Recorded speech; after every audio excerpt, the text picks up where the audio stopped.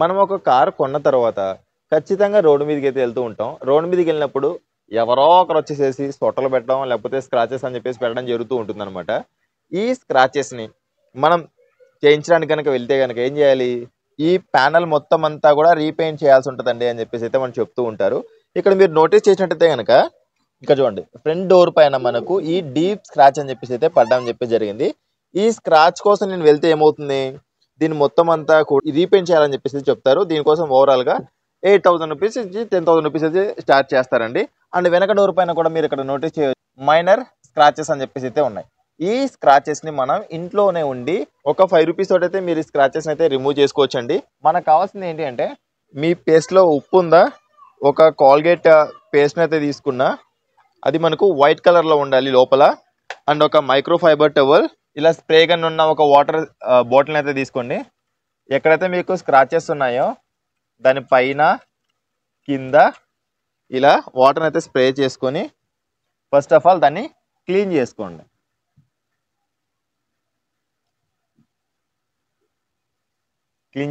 ఎందుకంటే ఎక్కడైతే for example మనకి ఇక్కడ స్క్రాచ్ ఉందనుకోండి, పైన ఇదంతా ఇక్కడ నుంచి ఇక్కడ దాకా అని చెప్పేసి మీరు స్ప్రే చేసుకోండి.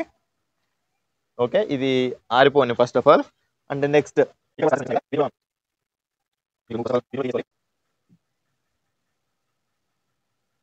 ఓకే, ఇప్పుడు మీకు స్క్రాచెస్ అయితే కనిపించకుండా ఉండొచ్చింది, ఎందుకంటే వాటర్ పడడం వల్ల వాటర్ లేయర్ అనేది దానిపైన ఉండడం వల్ల అయితే మీకు స్క్రాచెస్ అని చెప్పేసి అయితే కనిపించవు.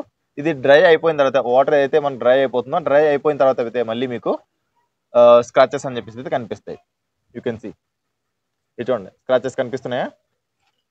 ఓకే, ఇక్కడ మనం ఏం చేయాలి అంటే ఇప్పుడు మీకు స్క్రాచెస్ అనేది క్లియర్గా కనిపిస్తాయి. సింపుల్ అండి. ఆ పేస్ట్ని తీసుకొని ఎక్కడైతే స్క్రాచ్ ఉందో అక్కడ దానిపైన రాసేయండి. ఎలా అంటే పల్చగా ఎక్కడైతే ఉందో అక్కడ మాత్రం ఆ స్క్రాచ్ పైన మాత్రమే రాయండి, ఎక్స్ట్రా రాయొద్దు. ఇక్కడ ఒక డీప్ స్క్రాచ్ ఉంది కదా, ఈ స్క్రాచ్ పైన కూడా నేనైతే కాల్గేట్ పేస్ట్ అయితే అప్లై చేస్తున్నా. సో ఈ మైక్రో ఫైబర్ టవల్ ఉంది కదా, ఈ మైక్రో ఫైబర్ టవల్ అయితే అలా ఉంచుకోండి. అండ్ ఇక్కడ మనకి ఇంకా ఇదైతే డ్రై అవ్వలేదు, ఇది డ్రై అవ్వాలండి. ఇదిగోండి, ఈ పేస్ట్ కాస్త కొంచెం డ్రై అవ్వనివ్వండి.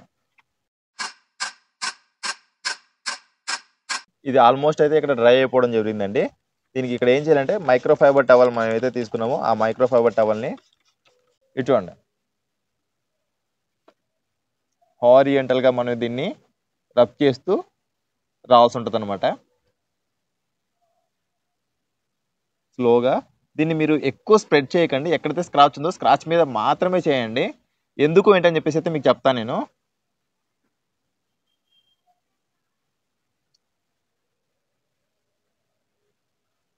యూ కెన్ సీ ఇక్కడ ఉన్న స్క్రాచ్ అయితే కంప్లీట్గా రిమూవ్ అయిపోవడం అని చెప్పేసి జరిగింది. అగైన్ ఇది కూడా ఎక్కడైతే స్క్రాచ్ ఉందో ఆ స్క్రాచ్ పైన మాత్రమే ఇలా సర్కిల్లో దీన్ని రబ్ చేయండి. సర్కిల్లో చేస్తేనే మీకు రిజల్ట్ అని చెప్పేసి అయితే కనిపిస్తుందండి, లేకపోతే కనిపించదు.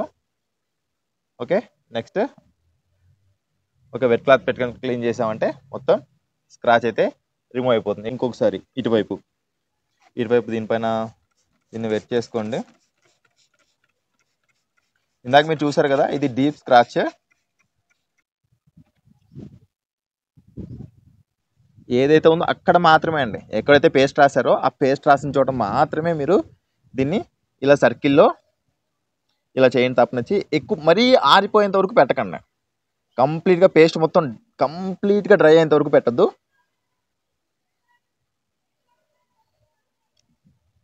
ఓకే,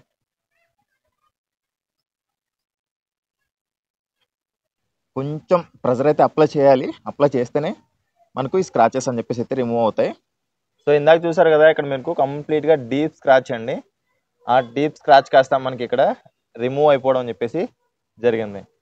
ఈ తర్వాత ఏం చేయాలంటే మనం క్లీన్ చేసిన తర్వాత ఇది మొత్తం ఆరనిచ్చి, ఆరిపోయిన తర్వాత ఏం చేయాలంటే మన దగ్గర అయితే ఈ ప్రోడక్ట్ అని చెప్పేసి అయితే అవైలబిలిటీ ఉంది. ఓకే, ఈ వ్యాక్స్ అని చెప్పేసి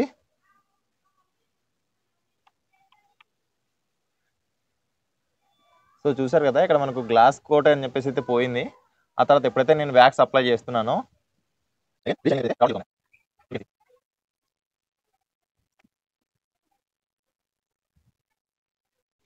ఇలాంటి కార్ డీటెయిలింగ్ ప్రొడక్ట్స్ మీకు ఇంకా ఏవైనా కావాలంటే మాత్రం ఇక్కడ స్క్రీన్ పైన కనిపిస్తున్న వాట్సాప్ నెంబర్కి అయితే మీరు అప్రోచ్ అవ్వచ్చు అండి.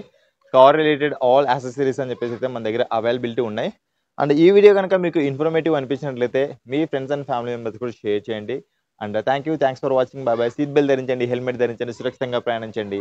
అంబులెన్స్ దారి ఇవ్వడం మాత్రం మర్చిపోద్దు. Please don't drunk and drive. బోలో భారత్ మాతాకి జై.